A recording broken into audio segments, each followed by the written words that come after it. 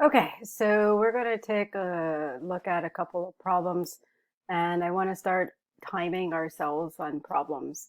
So the material I'm about to hit is coming from previous sections that we talked about last week, and that's how we monitor to see how fast, right, we're retaining the information. So I recommend that you use a stopwatch. So you get your clock from your phone. Probably there's one, on the internet. But let's take a look here and let's start drilling ourselves. So start. So the derivative with respect to x of x is equal to 1. How would you prove it? Now, within that 5 seconds that I had a pause, that's where our game plan has to kind of come into play. And so therefore, this would be using the limit definition. F prime of x is going to equal the limit as what? H approaches 0 of f of x plus h minus f of x all over h.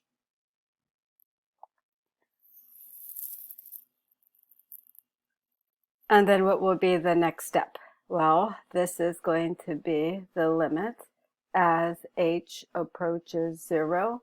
When you evaluate f, which is x here, you're replacing the x plus h minus f of x, which is x all over h. The x's cancel. H over h is going to be 1. So the limit as h approaches 0 of 1. And that is going to be 1. So, and this is what we want to verify, therefore, we have proven the derivative with respect to x of x is going to equal 1. And look at my time here, flat, under 2 minutes. So I'm not saying that you have to do this in my time, but if it's taking me 2 minutes to write this out, talk my way through it, then, that's why I'm saying that when I give you problems, I'm giving us a cushion to do problems in 8 minutes, under 8 minutes, which is, 4 times that rate. Okay, so let's shake it off, shake it off, shake it off. Let's take a look here at another one that, and this is what I do, right? So what if I gave you, let's say f of x is going to equal, and let's have an x plus 1, which is all over an x minus 1, and I want you to find f prime of x using the limit definition, the limit as h approaches 0 of f of x plus h minus f of x all over h. And we're going to pause. And I want you to see what you come up with, and I'll pause for 1 minute. Okay, we're back on the clock. Let's see what you were coming up with. Now, sometimes, and if we haven't been practicing this definition, this one is going to be a little bit involved. So we're going to have the limit as h approaches 0. Wherever I see an x, I'm going to have to put an x plus h plus 1, which is going to be all over an x plus h minus 1 minus the x plus 1, which is all over x minus 1, and all of this here is going to be over h. And this is where the heavy lifting is going to come from in our algebra. So the numerator is going to require a little bit of work to simplify.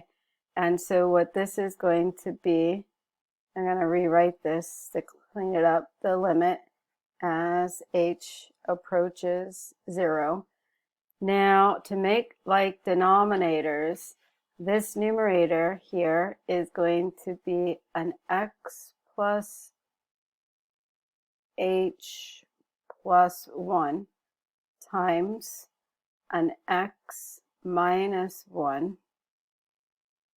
minus an x plus 1 times an x plus h minus 1, which is going to be all over that common denominator of the numerator, which is an x plus h minus 1 times x minus 1 times the reciprocal, which is going to be 1 over h. And therefore, this is going to be the limit as h approaches 0. H approaches 0. And then this is where the fun. You never multiply the denominator. The denominator always stays factored form. You'll get in trouble if you start multiplying that. You do have to multiply the numerator, and I'm going to distribute. And so that gives me an x squared plus an xh plus x minus h minus 1 minus. And then I'm going to distribute here, here, here, at the same time distributing that negative. So that gives me a negative x squared, a negative xh. Since this was going to be a negative x, that's going to be a positive x. Then when I distribute, and the negative at the same time, then I'm going to get a negative, we're going to get a negative x, a negative h, and that's going to be a negative plus 1, which is going to be all over. And this is going to be x plus h minus 1, x minus 1, and you still have the times 1 over h. And at this point of the game, you should see things, hopefully terms, let's not call them things, they're terms that are going to cancel out. So you see that this x squared, that x squared cancels out. Then I have this xh cancels out. This x is going to cancel out. This x, that x is going to cancel out.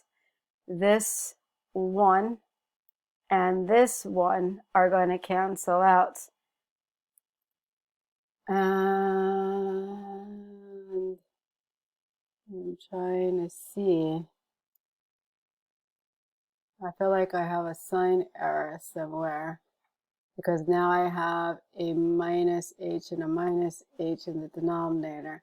So let me just go back.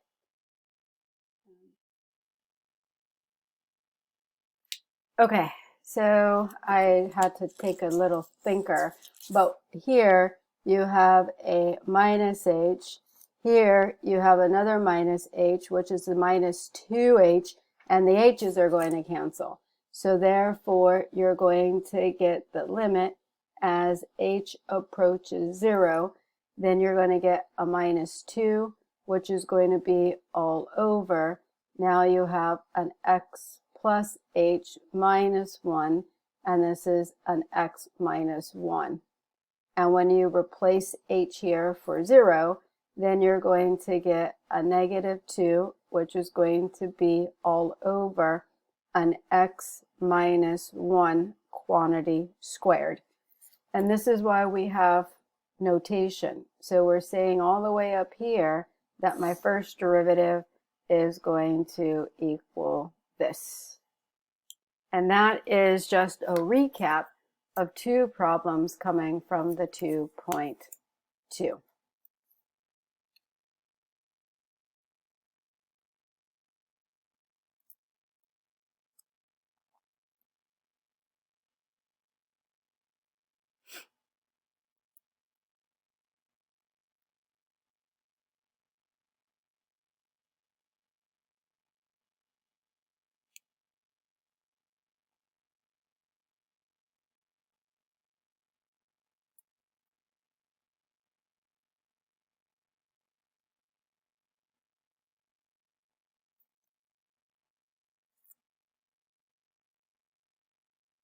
So let's take a look here at another problem coming from 2.3.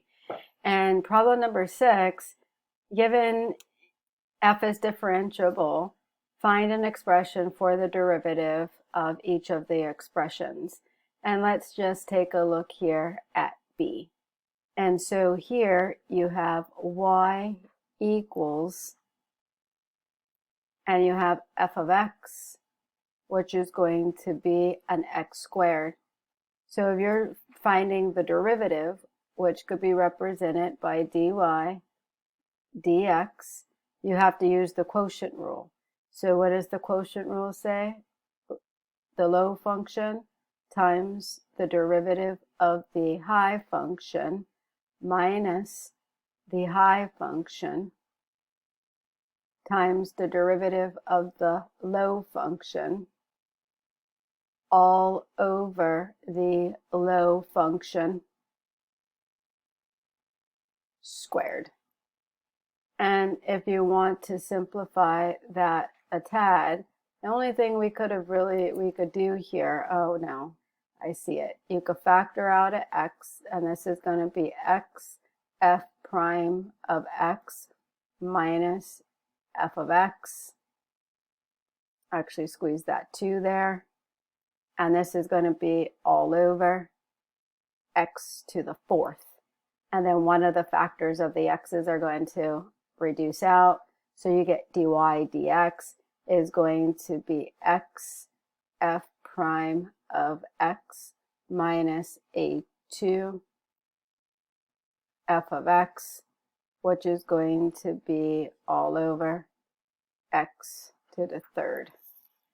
And this would be my expression for the derivative. And again, you know, these problems here would be good problems to practice. And again, that's a review concept from section 2.3. And, you know, as we move forward, right, we're learning more and more rules. So best practice, I typically, when I used to study to review, I will always work a review problem from 2.2, review problem from 2.3, review problem from 2.4, review problem from 2.5. So I'm keeping up with those skill sets, right? And, you know, the problems are at random. Okay, so that will be video number 1. So let's